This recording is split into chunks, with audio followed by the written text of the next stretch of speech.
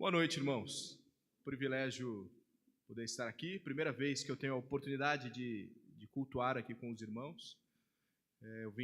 Eu sou pastor da Primeira Igreja Batista em Extrema. Creio que a maioria de vocês já foi passear alguma vez em Extrema, ou pelo menos comprar na lojinha da Balduco alguma vez, né? Eu vim acompanhado da minha esposa, Fabiola, está aqui, e meus filhos já saíram. O Pedro, ele tem 11 anos, e a Mariana, de 7 anos. Outro dia quase paguei mais caro no restaurante, porque eu já estava dizendo que ela tem 8 anos, mas ela vai fazer 8 anos em agosto agora, então estou adiantado. É um privilégio, como eu disse, né, estar aqui com os irmãos, uma grande responsabilidade também. Sei que essa igreja é uma igreja séria com as Escrituras, uma igreja comprometida com a Bíblia. Então, a responsabilidade, por um lado, é grande, por outro, a confiança também é maior. Primeiro porque nós estamos aqui, os irmãos não estão aqui para me ouvir. Os irmãos estão aqui para ouvir a palavra de Deus, e eu tenho o privilégio de ser um mensageiro da palavra de Deus hoje. Então, o meu primeiro pedido a Deus é que haja muito pouco de mim e muito da palavra de Deus. É isso que nós todos precisamos, inclusive eu. E também fico tranquilo, porque se por acaso eu tropeçar em alguma coisa, os irmãos estão sendo bem alimentados semanalmente aí e não deixarão passar nada despercebido. Brincadeiras à parte, eu queria estudar hoje com os irmãos um texto de Efésios 2 e intitulei Retratos da Graça. Mas antes de pensarmos na graça especificamente, esse texto ele traz uma expressão que talvez pode ser mal compreendida. Por isso que eu queria perguntar para você se você é um alienado. Você é um alienado? Quem primeiro popularizou essa palavra foi o famoso, amado por alguns, odiado por outros, mas o famoso sociólogo alemão Karl Marx, na sua defesa com relação à triste situação em que vivia o proletariado na sua época, economicamente alienado dos bens que eles participavam ou das riquezas que eles participavam para produzir. Essa exploração, então, na opinião desse sociólogo, seria uma alienação, porque transferia ao empresário o domínio dos recursos que o trabalhador também produzia com a sua força. Atualmente, essa palavra ela é usada de uma maneira talvez um pouco mais geral, um pouco mais ampla, pensando não apenas na alienação do trabalhador, no que diz respeito à sua justa recompensa pelo trabalho fornecido, mas também é usada com um aspecto político. Se você é alguém, por exemplo, hoje em dia que não gosta muito da política partidária ou está com alguma dificuldade com a polarização que se tornou a política partidária no nosso país, você tende a ser acusado por um lado ou por outro de ser um alienado. Se você não é muito ligado a algum assunto, você é um alienado desse assunto específico. Porque, de fato, é isso que significa alienação. O dicionário vai dizer que ser alienado ou estar alienado é transferir para outro o domínio. E daí pode ser o domínio do conhecimento, o domínio das escolhas, o domínio das decisões. De fato, o que mais vemos em nossos dias no nosso país são pessoas alienadas, que estão desacreditadas da melhora, se sentindo incapazes de agir e talvez preferem viver à parte, sem se envolver com algumas situações específicas. Uma alienação por escolha. E quando a gente olha para esse contexto no Brasil, fica mais significativa ainda a frase também famosa de Lima Barreto, quando ele disse certa vez: o Brasil não tem povo, tem público.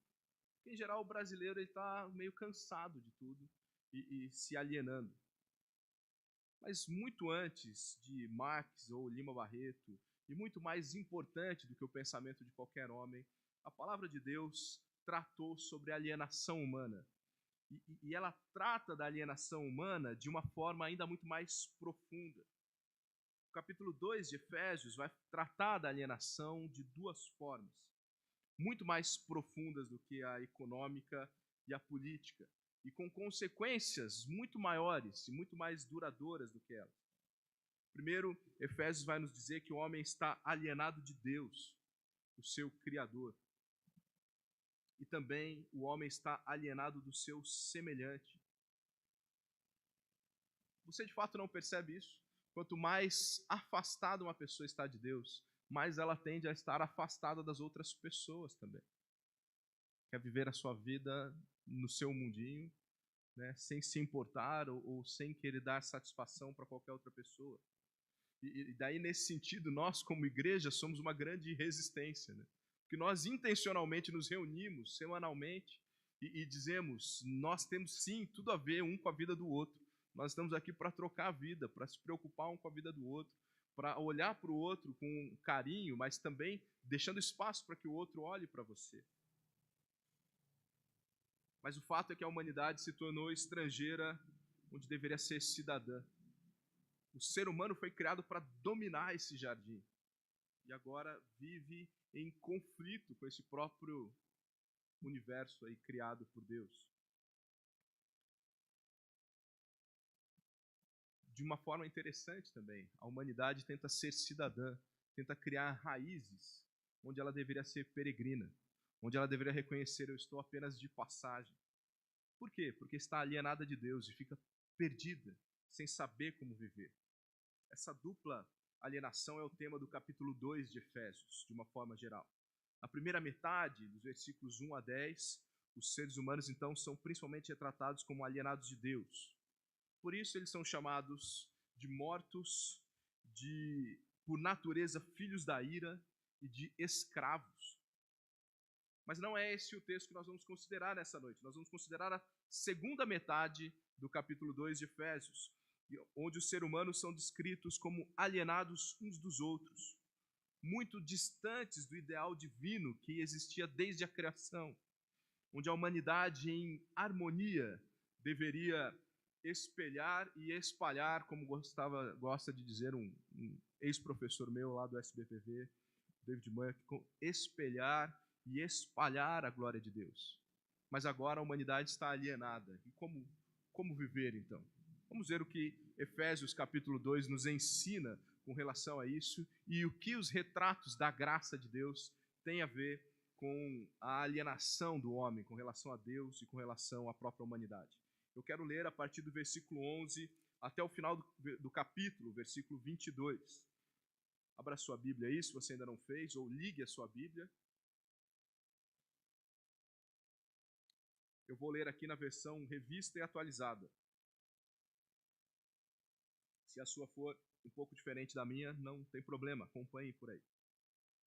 A palavra do Senhor diz assim: portanto, lembrai-vos de que outrora, vós, gentios na carne, chamados incircuncisão por aqueles que se intitulam circuncisos na carne por mãos humanas, naquele tempo estáveis sem Cristo, separados da comunidade de Israel e estranhos às alianças da promessa, não tendo esperança e sem Deus no mundo. Mas, agora, em Cristo Jesus, vós que antes estáveis longe, fostes aproximados pelo sangue de Cristo. Porque Ele é a nossa paz, o qual de ambos fez um, e tendo derribado a parede da separação que estava no meio, a inimizade, aboliu na sua carne a lei dos mandamentos na forma de ordenanças, para que dos dois criasse em si mesmo um novo homem, fazendo a paz, e reconciliasse ambos em um só corpo com Deus, por intermédio da cruz, destruindo por ela a inimizade. E vindo, evangelizou paz a vós outros, que estáveis longe, a paz também aos que estavam perto, porque por ele ambos temos acesso ao Pai, em um Espírito. Assim, já não sois estrangeiros e peregrinos, mas concidadãos dos santos, e sois da família de Deus, edificados sobre o fundamento dos apóstolos e profetas, sendo Ele mesmo, Cristo Jesus, a pedra angular, na qual todo o edifício, bem ajustado, cresce para santuário, dedicado ao Senhor, no qual também vós, juntamente, estáis sendo edificados para a habitação de Deus no Espírito. Como eu já disse, então, a alienação do homem com seu próximo nunca foi plano divino. Desde a criação, desde o relato da criação, isso pode ser compreendido. A humanidade criada à imagem e semelhança de Deus. Que Deus? O Deus que é relacional por natureza. O Deus que, sendo único, é trino. O Deus que convive perfeitamente em sua natureza trina. E o homem foi criado à imagem e semelhança desse Deus. Quando Deus, então, escolhe Israel como seu povo mais adiante na história da humanidade, além de escolher o que havia de mais simples, de mais humilde, ele deixou claro, desde Abraão, que o seu plano incluía todos os povos. A tragédia é que Israel foi se esquecendo dessa sua vocação, esquecendo e interpretando mal os seus privilégios, e acabou por desprezar aqueles que sanguineamente ou por ascendência não eram judeus, os chamados gentios. Vivendo no século 21, já há tantos séculos na era da igreja, e mais especificamente nós que nascemos num país que é multiétnico mesmo, um país que é multicultural, multirracial, nós temos talvez um pouco mais de dificuldade de compreender exatamente o que significa ser chamado de gentil, o que é não ser judeu, o que é não ser do povo de Deus, o que é não ser, o que é ser gentinha. Talvez as palavras de William Barclay podem nos ajudar nesse sentido. Ficou muito pequeno, mas eu vou ler aqui. O judeu tinha desprezo imenso pelo gentio. Os gentios, diziam os judeus, foram criados por Deus para serem combustível para o fogo do inferno. Deus, diziam eles, os judeus, ama somente Israel, dentre todas as nações que fez. Até a vinda de Cristo, os gentios eram um objeto de desprezo para os judeus. A barreira entre eles era total. Não é simplesmente eu não gosto de você. Não é simplesmente eu tenho um pouco de dificuldade com a sua história. Não é simplesmente eu não acho você bonitinho. Era uma separação total. Essa é a parede de separação mencionada do versículo 14. Tem sim, vamos considerar, existia sim um muro, né, no templo. Mas esse muro, muito mais do que o muro do templo, era um muro cultural muito grande. O muro do templo, ele de fato fazia uma grande divisão. Entenda como que é o templo. Não sei se vocês visualizam bem como que era o templo, mas o templo tinha um lugar, o Santo dos Santos, que era o lugar de Deus, e o lugar santo. Depois tinha o pátio dos sacerdotes. Ou seja, os sacerdotes eram quem estavam mais perto de Deus, geograficamente falando. Depois tinha o pátio dos outros homens. Então os homens estavam um pouco perto de Deus. Depois tinha o pátio das mulheres. Depois do pátio das mulheres, tinha o pátio dos gentios. Além de estar mais distante, então, até geograficamente, eles estavam muito longe de Deus. Esse pátio dos gentios ele ainda ficava num patamar inferior e era separado por um grande muro, para que ficasse bem claro para qualquer gentil que entrasse naquele templo: vocês estão separados de Deus, vocês estão longe de Deus, a gente não quer nem que vocês cheguem perto do nosso Deus. Agora, entenda que quem escreveu essa carta foi o apóstolo Paulo, e essa é uma das cartas que ele escreve da prisão. E os irmãos talvez saibam, outros pode ser que se esqueceram, mas um dos motivos que levou Paulo a ser preso é que ele era acusado de ter passado com um gentil para o pátio dos homens judeus. Paulo sabia na pele, estava vivendo aquilo ali, o quanto era pesado para um judeu a separação que existia entre eles e os gentios. Por isso, quando ele vai escrever para nós aqui, primeiro para a igreja de Éfeso, mas também para nós, tem muito peso no que Paulo está escrevendo. Essa separação foi desfeita. Deus, em Jesus Cristo, transformou tudo isso. Vocês estão vivendo uma época que não existe. Na verdade, vocês criaram essa época, que nunca existiu diante de Deus. Mas agora em Cristo, Deus está deixando ainda mais claro. Não acabou apenas essa separação, essa alienação da humanidade com Deus, mas também acabou essa separação, essa alienação daqueles que se chamam santos com os outros que eles consideram não santos, não povo. O Senhor abriu as portas do templo quando Jesus, como diz João no capítulo 1 do seu evangelho, versículo 14, quando Jesus tabernaculou entre nós, quando Jesus habitou aqui. Os muros foram derrubados para que o amor fosse anunciado. Então, aqui estamos nós, gentios. Eu creio, eu não conheço os irmãos, mas eu creio que em quase a nossa totalidade, não sei se alguém aqui é de ascendência judaica, mas estamos aqui, então, fazendo o quê? Olhando para um álbum de retratos. Um álbum de retratos que conta uma história. Você já viu o álbum de retratos, né? Você viu lá o álbum de casamento da sua avó. E conta muitas histórias. Só de ver aquelas imagens, você relembra de algumas histórias. Ou aprende algumas histórias, né? Porque o álbum de casamento da sua avó, você não vai relembrar de nada. Mas você vai saber algumas histórias, você vai conhecer algumas histórias. E nós estamos aqui, diante de nós, nesse segunda metade do capítulo 2 de Efésios, olhando para algumas fotos e vendo a história do fim da alienação. A história de como nós, gentios, podemos estar reunidos aqui num domingo, fim de tarde, início de noite, em nome de Cristo, para cultuar o único Deus vivo e verdadeiro, aquele que era a exclusividade dos judeus, segundo o pensamento deles. Como nós chegamos a ser povo de Deus? Ou como, de fato, nós podemos chegar a ser povo de Deus, se por acaso a graça de Jesus Cristo ainda não te alcançou? E a partir disso, então, como viveremos? Nós estamos aqui diante de um álbum de retratos da graça. E eu queria chamar os irmãos, convidar os irmãos para acompanhar esses retratos aqui comigo, acompanhar as páginas desse álbum e os detalhes de cada foto que são aqui apresentadas.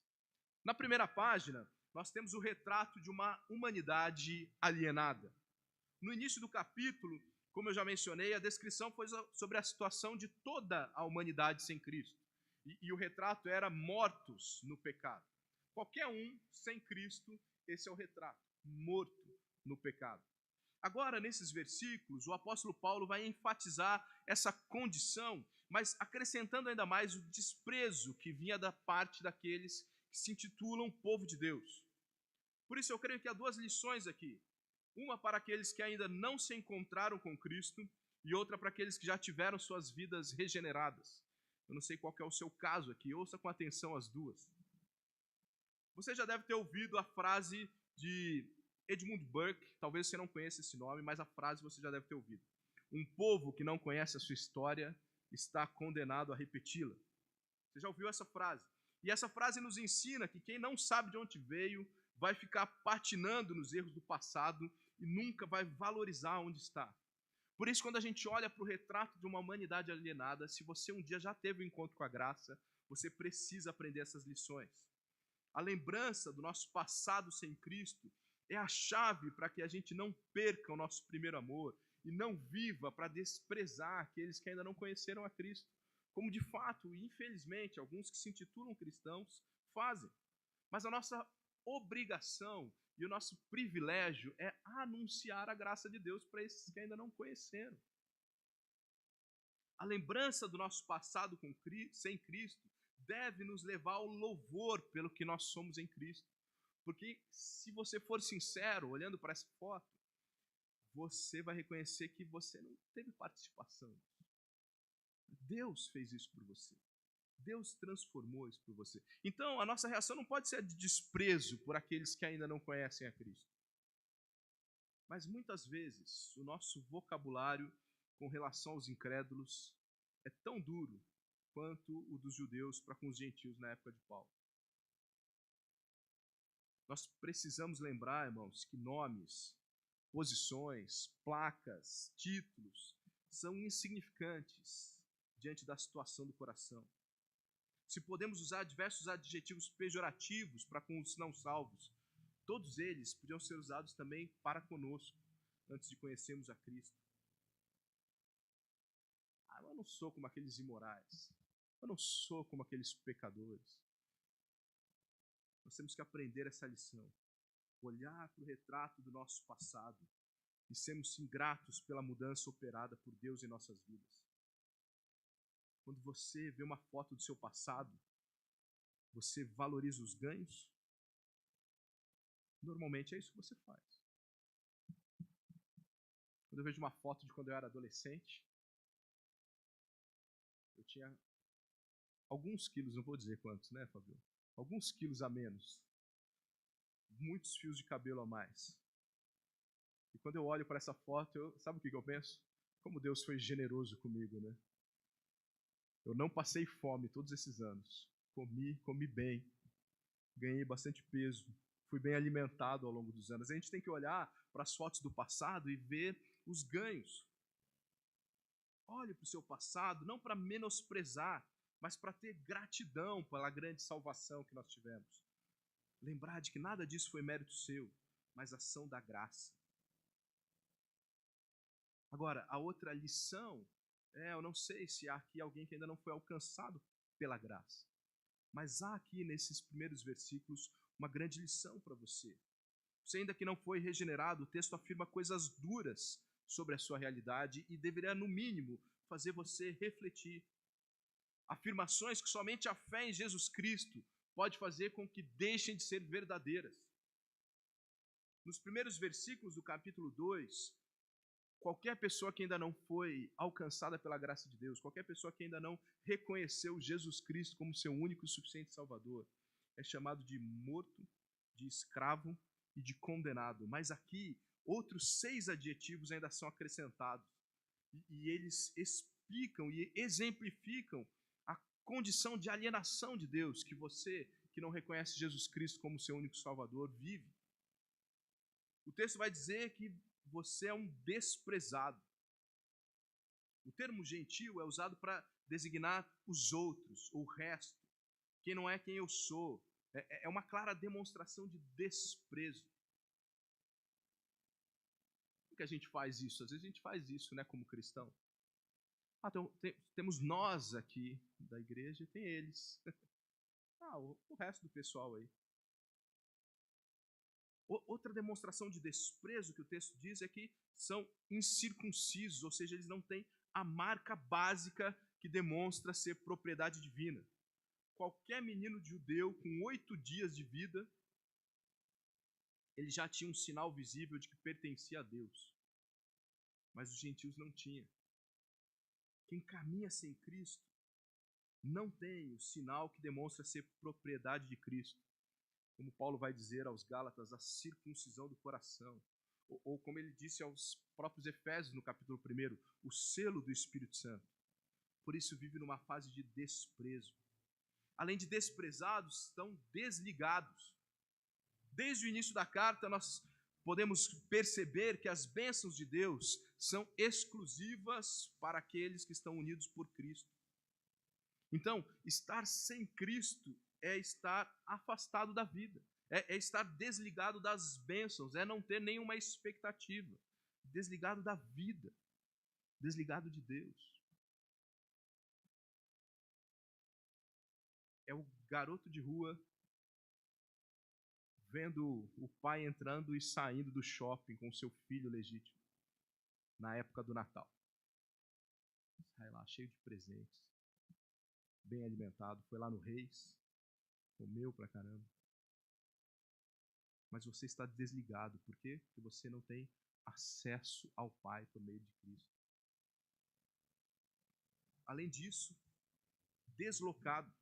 Estar separado da comunidade de Israel é estar alienado da comunidade dos santos.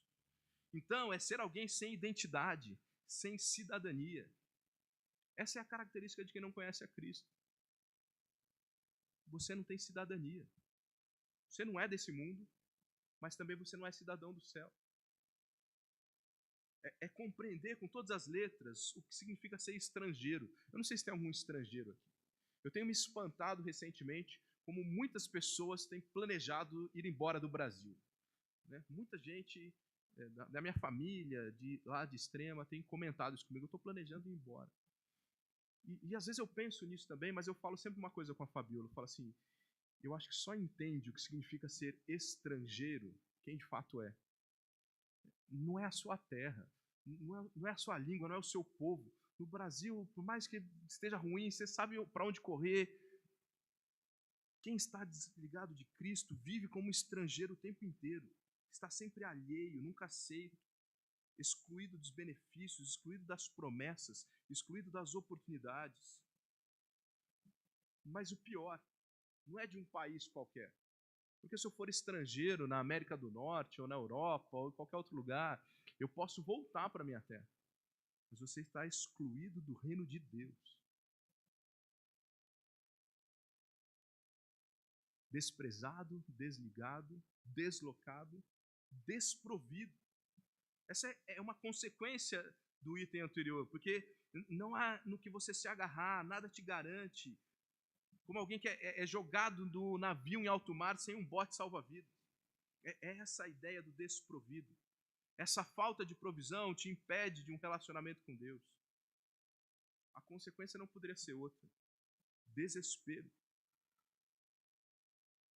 Eu não sei qual que é o seu sentimento com relação ao futuro político do nosso país, mas especialmente a cada 4 anos nós pensamos um pouco mais ou tentamos nos envolver um pouco mais quando tem as eleições. Eu, particularmente, não só agora, mas algumas eleições, eu tenho buscado fazer o meu melhor como cidadão. Conhecer os propósitos de governo, o histórico da pessoa, a capacidade e voto com consciência tranquila. Mas já tem algum tempo que eu não tenho esperança.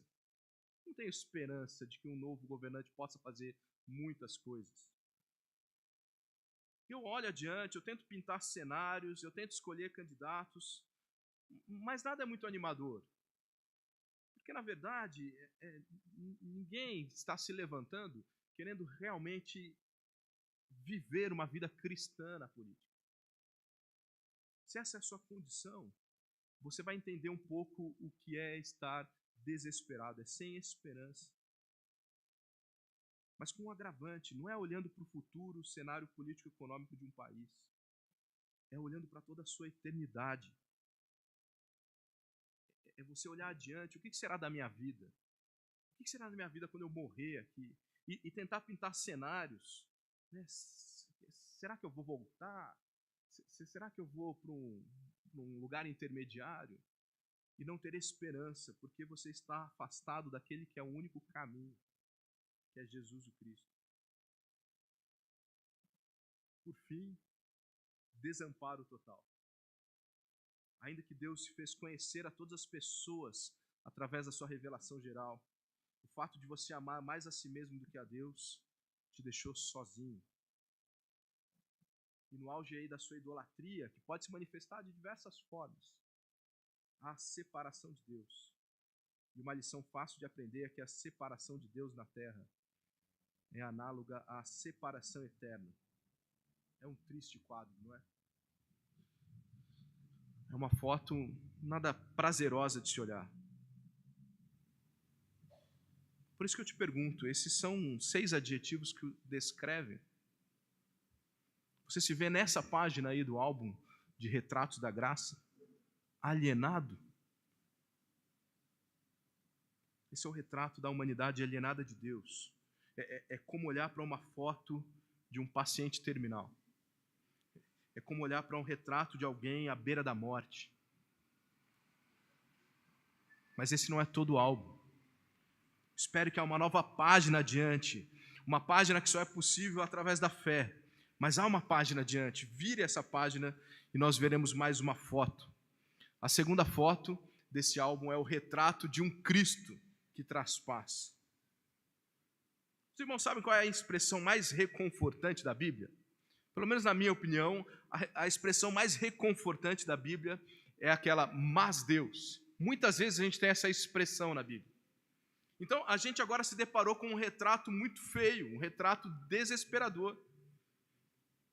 Mas o versículo 13 tem uma variação dessa expressão, mas Deus. O versículo 13 vai dizer... Opa, virou de página aqui. Mas agora em Cristo Jesus... Opa, então, peraí, não precisa ser esse o fim do meu álbum. Essa variação nos lembra que a realidade é sim de morte, mas Deus é rico em misericórdia. E a realidade de alienação é verdadeira, mas em Cristo nós podemos nos aproximar. Se não fosse por Cristo, nós teríamos ficado na condição descrita por aqueles 6 adjetivos, nós não viraríamos a página. Aliás, se não for pelo sangue de Cristo, a página anterior será a única página do seu triste álbum. Mas em Cristo Jesus, você pode continuar. Para o povo judeu, que fazia questão de manter os muros de separação, que fazia questão de manter esse vocabulário excludente, atitudes separatistas, Deus agiu pelo seu Filho e em Cristo Jesus esse muro foi derrubado. Deus aproximou o excluído e unificou aquilo que parecia separado. Assim ele demonstrou que a sua preocupação não é essencialmente com o externo, com o exterior, mas com o interior, com corações regenerados, com corações que pulsam atitudes coerentes com uma novidade de vida. A morte de Cristo aboliu a lei, não para defender uma anarquia, mas para promover paz verdadeira, que é a paz da criatura com o Criador. Quais são as implicações práticas dessa ação divina que nós vemos nesse segundo retrato? A primeira é a abolição da lei dos mandamentos. Isso pode parecer estranho, mas essa é uma parte essencial para a compreensão da obra de Jesus Cristo. Jesus havia afirmado no Sermão do Monte que ele não tinha encarnado para revogar a lei, mas para cumprir a lei.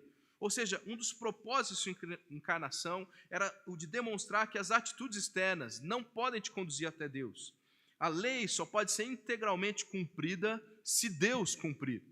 Então, Cristo, o Deus homem, Deus que se faz homem, cumpre a lei. Por isso, aos Gálatas, capítulo 3, versículo 24, Paulo vai escrever que a lei serviu como um guia para conduzir a humanidade até a plenitude dos tempos. E na plenitude dos tempos, então, Deus se manifestou no Filho. O fim da lei, a finalidade da lei era apontar a Cristo. E com a encarnação, morte e ressurreição, a lei cumpriu o seu objetivo. Isso significa, então, liberdade total, fim das regras, antinomismo? De jeito nenhum. Você pode ver isso na sequência desse mesmo livro. A partir do capítulo 4 até o final do livro, Paulo deixa bem claro o que é característico na prática para um cristão e o que não é característico. Você pode aprender isso em Romanos 6, em Filipenses 1, Colossenses 1, tantos outros exemplos. Uma coisa que me magoa é que às vezes as pessoas dizem assim: você é da Igreja Batista?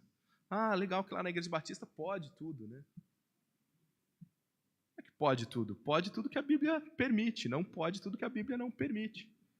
Não está mais aqui, né? Afinal de contas, nós somos uma igreja bíblica, né? O que está no slogan aí dessa igreja especificamente. Então a mulher pode usar calça, pode cortar o cabelo, mas não pode tudo. Em Cristo fica claro que não há nada tão magnífico que me conduziu a Cristo. Por isso que não há nada externamente falando tão grande que possa me aproximar ou me afastar de Cristo. Todas as mudanças externas, elas brotam de um coração regenerado. E aí sim, não há outra maneira digna de viver que não seja em obediência a esse Deus. Mas não pelo peso da lei, pela força da lei. A segunda lição é que há então uma criação de uma nova humanidade. Nós passamos de algo negativo para algo positivo. A lei foi abolida, mas uma nova humanidade foi criada. Algo que já tinha cumprido o seu propósito foi abolido, mas algo novo foi criado. E essa nova humanidade, quem que é? É o povo da graça. É o povo que por meio de Jesus se une a Deus, consciente de que não é por esforço próprio, não é pela minha força, pela minha vontade, mas é pela ação divina. Uma boa compreensão dessa nova humanidade é fundamental para que a gente possa entender todo o restante da carta e o próprio Novo Testamento como um todo. Indivíduos transformados espiritualmente, não são mais judeus, também não são gentios. Em Cristo, o homem, o ser humano espiritualmente regenerado pelo lavar do sangue do Cordeiro, essa cria a sua nova humanidade, sem barreiras étnicas, raciais, nacionais. Por isso que nós celebramos, de tempos em tempos, cada igreja tem algum costume diferente. Lá em Extrema, celebramos mensalmente a ceia, que é um dos memoriais que nos ajudam a relembrar: nós somos um novo povo, vivemos debaixo de um novo pacto, uma nova aliança. E todos esses pertencem ao mesmo corpo, um novo povo. Que não importa o sotaque, a língua materna, não importa o jeitão de andar, não importa se foi circuncidado na carne ou não, mas o que marca esse novo povo é ter conhecido a graça por meio de Jesus Cristo. E aí sim, a instituição da paz verdadeira. Você sabe o que é paz verdadeira? Eu não sei como anda aí os índices de violência em Bragança Paulista. Extrema é uma cidade que basicamente vive em paz. Nós ainda temos em Extrema aquela situação em que todos os crimes são conhecidos. Roubaram a moto do fulano. Você fica sabendo quem era a pessoa, nem conhecia antes, mas você fica sabendo, roubaram a moto dele. Depois você fica sabendo o que aconteceu, quem que roubou. Né? Nós basicamente vivemos uma cidade em paz. Ainda que nós não vivamos num país em paz. Mas nada adianta você viver numa cidade em paz, talvez até num país em paz. Meu cunhado conta uma história que quando ele era jovem, ele foi jogava handball, ele foi jogar na Suécia. E alguém esqueceu a carteira no ponto de ônibus. E voltou 3 dias depois para buscar, a carteira estava no mesmo lugar. Ninguém tinha mexido. Isso é um país que vive em paz. Mas não adianta você viver numa cidade em paz, num país em paz, numa família em paz, emocionalmente equilibrado, o que alguns chamam de paz interior, né? Eu estou interiormente em paz, estou emocionalmente equilibrado, se você não estiver em paz com Deus. Aliás, continuando no exemplo, a Suécia é proporcionalmente o país que mais produz pornografia no mundo hoje. Vive numa sociedade que, pensando na violência, está em paz, mas não estão em paz com Deus. Estão idolatrando coisas que Deus abomina. Sem Cristo, nós éramos inimigos de Deus, merecedores da ira, sem paz com Deus, ainda que você possa viver uma família de comercial de margarina na Suécia. Não adianta você experimentar todos os outros aspectos da paz, se você vai em paz e tranquilo para o inferno. Mas em Cristo, nós temos a paz verdadeira, a paz que realmente importa, que é paz com Deus. E a paz com Deus, ela reverte toda a equação. Sabe por quê? Porque se você está em paz com Deus, você consegue superar o fato de talvez viver numa cidade que não esteja em paz. Você consegue superar o fato de talvez estar num momento na sua família que vocês não estão em paz, ou que você está com algum problema pessoal. Porque colocando tudo isso aos pés de Cristo, colocando tudo isso na dependência de Deus, você pode experimentar uma paz que excede todo o entendimento, porque essa é a paz verdadeira. E daí você consegue até lidar de uma forma melhor com os diversos problemas, ou até perceber, como dizia a frase que estava no início projetada aqui, que talvez as situações adversas estão te ensinando, te moldando para ser mais parecido com Deus. Porque a sua esperança está garantida. Lembro sempre quando eu falo disso, eu lembro sempre de uma senhora lá da nossa igreja, lá em Extrema, que ela dizia assim, por que esperança? Esperança é algo que não vai acontecer. A esperança do cristão não está simplesmente ligada à expectativa. Como é a esperança das pessoas aí, né? Eu tenho esperança de que no ano que vem pode ser melhor. Tenho esperança de que quando eu me formar na faculdade vai ser melhor. Isso é uma expectativa. A esperança do cristão, ela está mais ligada à espera.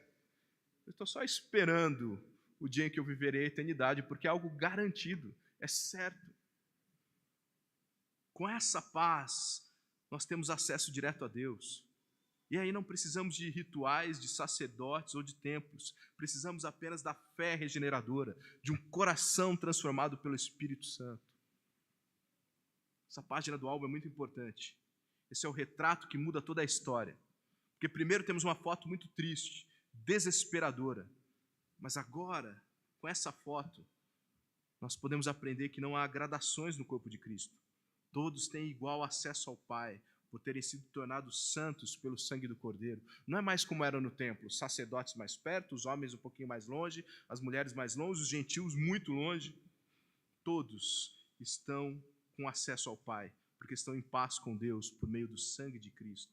Esse é o retrato da unidade, da esperança, da reconciliação. Vire mais uma página, nós teremos o terceiro e último retrato do nosso álbum. O retrato da nova sociedade de Deus. Você certamente já viu uma foto antiga de um grupo de pessoas. E quando você olha ali para o tipo de roupa, para os cortes de cabelo, para as afeições, para a paisagem, você vai saber muita coisa a respeito daquele grupo. Você vai saber sobre o momento que foi tirado aquela foto, sobre as preferências, sobre os jeitos. Às vezes você vai saber até sobre preferências musicais, coisas assim. Apenas por uma foto já é possível saber muita coisa. Então, depois da feia foto inicial, dessa magnífica foto central, nós temos agora uma representação do povo de Deus transformado. Não mais alienado, mas reconciliado. Uma foto de quem esse povo se tornou após a transformação efetuada por Deus. Então, olhando esse retrato, nós podemos ver 3 aspectos dessa novidade de vida, dessa nova sociedade, dessa nova humanidade criada por Deus. Veja, acompanhe bem. Então, tinha uma foto, talvez, do momento que você não conhecia Deus, você era alienado de Deus. Depois tem uma foto da sua grande transformação, do momento em que você foi alcançado pela graça, viveu paz com Deus. E agora uma foto que mostra os resultados disso. Quando alguém vai se tornar membro lá da nossa igreja, a pessoa precisa dar um testemunho. Não sei se é costume aqui também. E daí, na aula de preparação para novos membros, a gente tem uma aula de como escrever o testemunho. Porque senão as pessoas escrevem testemunho. Você já viu um testemunho, Marcelo? O testemunho é aquele que a pessoa fica 45 minutos falando do seu pecado. E depois ela diz assim, mas Deus me transformou. Acabou o testemunho. Eu não quero saber quem que você era. O mais importante para mim é saber, e agora? Como você vive com essa transformação? Essa é a terceira foto. E eu digo para as pessoas, dê ênfase nessa terceira foto. Porque eu quero saber aquele arrogante, como ele se tornou humilde. Eu quero saber aquele soberbo, como ele se tornou generoso. Eu quero saber aquele imoral, como ele se tornou santo. Porque é isso que a transformação da graça de Deus faz. 3 aspectos aí. O primeiro é uma nova cidadania.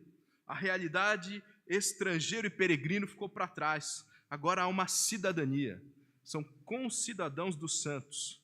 Cada regenerado por Deus é cidadão dessa mesma cidade formada por todos aqueles que foram separados por Deus e agora vivem só nessa expectativa de habitar eternamente na Nova Jerusalém, a eternidade de Deus. Não vou aqui entrar em aspectos escatológicos, justamente na igreja do pastor Marcos Samuel, que eu mesmo chamei para dar um curso de 4 semanas lá em Extrema. Mas essa é o fim da história. Vivemos na Nova Jerusalém, na eternidade com Deus. Então nós não somos mais um estrangeiro com direito de permanência, mas um naturalizado, com todos os direitos de um nativo. Não é que você teve o seu visto aprovado para entrar nos Estados Unidos, você teve o seu green card. Essa é a mudança que Deus fez. Como certa vez disse Martin Lloyd Jones, já não vivemos com um passaporte, mas agora vivemos sim com as nossas certidões de nascimento. Você é cidadão do céu. É isso que a graça fez por você. Isso também te dá uma nova genealogia, ainda mais intimidade, porque além de ser nativo, você é família de Deus. Como já foi afirmado no capítulo 1, nós somos adotados por Deus. Ou seja, nós não somos apenas convidados para morar na mesma casa, mas nós somos oficializados como membros da família. Com todas as responsabilidades, sim, que isso traz, mas com todos os privilégios e benefícios, inclusive os eternos, que a filiação permite. Por isso que até os dias de hoje, nós nos chamamos do quê? De irmãos, porque nós somos feitos da família de Deus. Como bem afirma João 1,12, né? Versículo bem conhecido. A todos quantos o receberam, deu-lhes o poder de serem feitos filhos de Deus. Quem? Os que creem no nome de Cristo, ou seja, aqueles que foram alcançados pela graça de Deus. Nossa paternidade foi mudada. No início, éramos filhos da ira, filhos da desobediência, mas agora podemos ser chamados de filhos de Deus, por causa do sangue de Jesus Cristo. E também uma nova moradia. Mesmo a igreja sendo uma comunidade de pessoas, Em vários aspectos, ela se assemelha a um edifício. Compreendam bem, irmãos, a gente tem que entender as analogias que a Bíblia faz, né? O texto aqui não está afirmando que Deus habita aqui. Deus é enorme, ele não habita em templos. Mas, didaticamente, o tabernáculo e depois o templo de Jerusalém era o local para se encontrar Deus. Quando o judeu queria ver Deus, o que ele fazia? Ele ia até o tabernáculo, ou depois ele ia até o templo. Era ali a moradia de Deus. Mas nessa nova sociedade, Deus também assume uma nova moradia. Qual é a casa de Deus agora? É o cristão regenerado. Olha só o que Deus fez por nós pela graça em Jesus Cristo. Nos fez ser cidadãos, nos deu certidão de nascimento. Na certidão de nascimento colocou o nome dele como pai. E agora diz, eu moro em você, eu habito em você. Esse filho de Deus, concidadão dos santos, agora também é casa de Deus. E essa casa não é desorganizada, pelo contrário. Ela tem a sua planta muito bem definida. Começa pelo alicerce. Qual que é o alicerce aí que é dito? É o ensino correto, o ensino ortodoxo sobre Deus. O ensino que Deus transmitiu por inspiração aos apóstolos e aos profetas.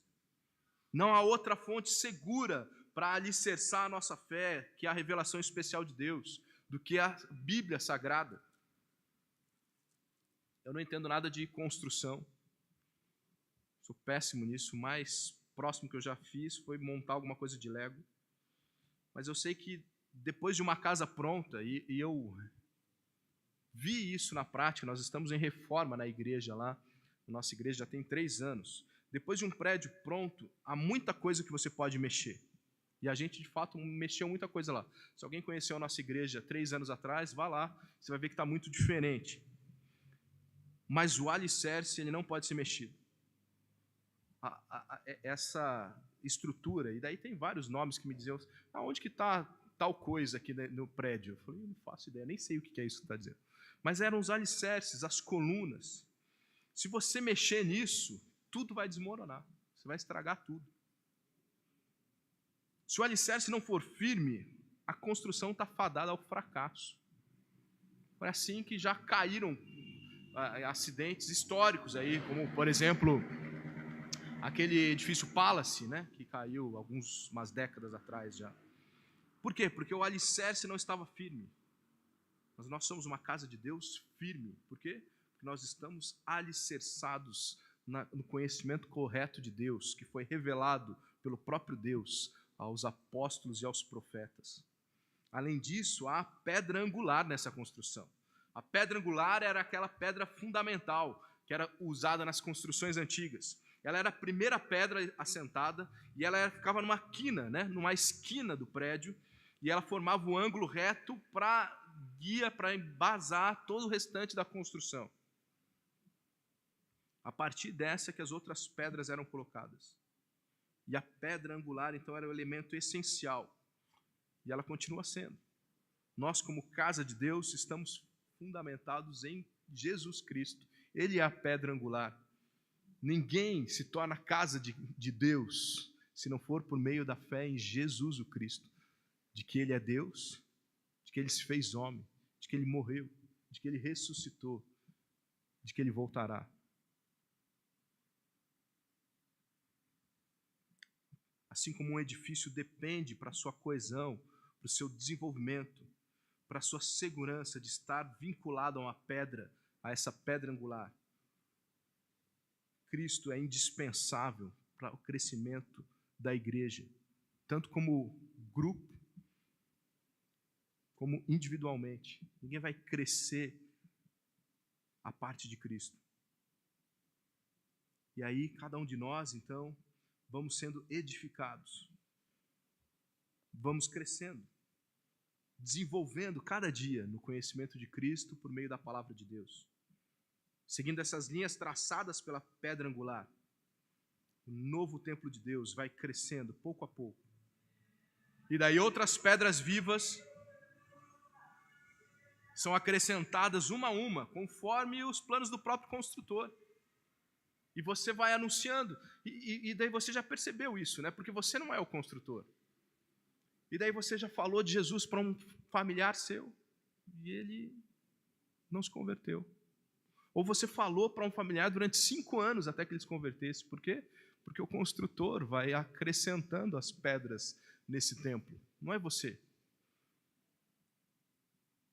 E quando esse edifício estiver concluído, essa mesma pedra angular vai levá-lo para a sua cidade definitiva, a Jerusalém Celestial. Como alguém que tem uma nova cidadania, uma nova genealogia e está sendo edificado constantemente como moradia, nós temos responsabilidades. Nenhuma atitude nossa é indiferente, irmãos. Nenhuma atitude é neutra. Todas precisam ser coerentes com essa novidade de vida. Quem vive uma velha cidadania, numa antiga família, quem não se tornou moradia do Espírito Santo, apenas parece ser cristão, apenas anda com crente, frequenta uma igreja evangélica, não consegue. Não consegue porque isso não é suficiente. Não há uma transformação de fora para dentro. Agora, se você foi regenerado, se você tem uma nova certidão de nascimento, viva de acordo com a vontade dessa sua pátria. Se você é parte de uma nova família, você tem que ser coerente com a cultura, com a tradição dessa sua família. E a sua família é a família de Deus. Se você é templo, se você é casa de Deus, você precisa estar organizado de uma forma digna ao dono da casa. Se você ainda não é, clame. Clame para que Deus possa fazer uma mudança em você. O álbum, então, está completo. Primeira foto, alienados de Deus. Segunda foto, Cristo, o reconciliador. Terceira foto, essa nova sociedade. Como as pessoas percebem pela foto que você é uma nova sociedade? As pessoas têm percebido isso? Quando olhamos ao redor, o que nós temos visto? Eu temo que talvez a realidade experimentada pela igreja, não pela igreja verdadeira, mas por aqueles que se dizem igreja, não é muito diferente da primeira foto. Muita gente, irmãos, a partir do domingo, 9, 8, 10 horas da noite, sei lá que horas que acaba cada culto aí, em igrejas diferentes, né? Quando você chega na pizzaria, o ponto de encontro de crente no domingo à noite é pizzaria, né? Quando você chega na pizzaria, para muita gente já acabou o relacionamento com Deus. E continua vivendo alienado, indiferente. Talvez isso tenha levado com que a gente construa novos muros para substituir aqueles que Jesus já derrubou. Uma vez eu fui num congresso e o pastor dizia que o que ele mais temia para a igreja dele é que fosse uma academia para gordo. Sabe o que significa isso? Eu sou gordo, se você é gordo, você vai se identificar comigo. Se você vai na academia, você não sabe nada que está acontecendo na academia, não é verdade? Você não sabe nada o que está acontecendo. Fala assim, faz uma rosca alternada. O que eu procuro? Procuro um donut, um negócio assim, né? Mas é o tipo de exercício lá. Você não sabe o que está acontecendo. O cara fala assim, vai lá no supino. O que é supino? Você está totalmente perdido, porque você é estranho. Às vezes eu tenho medo que nós, como igreja, estamos vivendo alienados das outras pessoas, a ponto que elas entram aqui e elas não sabem o que está acontecendo. Ela não sabe a hora que tem que levantar, a hora que senta, ela não sabe a hora que fecha o olho, a hora que abre, a hora que levanta a mão. Ela não sabe. Porque nós estamos vivendo indiferentes àqueles que ainda não conhecem a Cristo pela graça. Talvez a gente está tendo a ousadia de querer construir onde Cristo destruiu. E talvez essa mesma atitude esteja simplesmente mostrando, nós continuamos na primeira foto. A segunda não faz parte do nosso álbum. Os frutos, meus irmãos, são indícios de quem conhece a Cristo, de quem foi transformado no seu coração. Nós devemos deixar pesar sobre a nossa consciência as falhas da igreja, devemos chorar sobre o vazio que talvez possa existir entre o nosso falar e o nosso viver. Que a gente não viva esses retratos da graça, apenas quando nos reunimos aqui aos domingos, mas que as pessoas especialmente possam ver que nosso álbum está aberto na terceira página aí, em que mostra uma nova sociedade, uma nova cidadania, um novo jeito de andar, e que fique claro que a primeira foto já faz parte de um passado distante e que nem tem mais importância para nós. É isso que nós precisamos ser como igreja, porque só assim nós seremos um retrato poderoso para anunciar o Deus vivo e verdadeiro, para anunciar o seu poder transformador. Que cada um de nós, e todos nós juntos também como igreja, possamos ser um retrato vivo da graça de Deus. Deus mesmo já nos espalhou. E daí, a partir de amanhã, a partir de hoje à noite, vocês já vão estar em bairros diferentes aqui de Bragança. Talvez alguns até nem morem aqui. Depois, durante a semana, vocês vão estar em escolas diferentes, em locais de trabalho diferentes, espalhados com essa função de espelhar, de mostrar esse retrato de uma nova sociedade de Cristo. Um retrato da graça de Deus que transforma alienação em unidade, em união. Vamos orar? Senhor Deus Todo-Poderoso, todos nós aqui um dia estivemos alienados do Senhor e desprovidos, deslocados, desprezados, desesperançados. Não sei quantos aqui, talvez todos, talvez a maioria, um dia foram alcançados pela graça de Deus e puderam experimentar um retrato da paz, do Cristo que traz a paz, aquele que morreu e ressuscitou para derrubar esse muro de inimizade que existia entre judeus e gentios, sim, mas que existia principalmente entre a humanidade arrogante, imersa nos seus pecados, e o Senhor. Cristo proporcionou a paz da humanidade, de todo aquele que crê na sua vida, morte e ressurreição com o Senhor. E agora, Pai, nos dê a capacidade de sermos retratos ambulantes da Tua graça, anunciando a Tua salvação àqueles que ainda continuam alienados. Que nós possamos sim olhar para esses com misericórdia, uma misericórdia que não é natural nossa, mas uma misericórdia que vem do Senhor, para que a gente possa continuar sendo ferramenta para alcançar os perdidos, para a honra e glória do Teu nome, para o crescimento da Tua igreja, Senhor, conforme a Tua vontade. Pai, olhe para cada um de nós aqui, a começar por mim, que pessoas possam conhecer o Evangelho essa semana, e que os eleitos possam ser alcançados essa semana, por causa da instrumentalidade de cada um de nós aqui, que vamos viver vidas obedientes ao Senhor e que revelam, que refletem, que espelham a graça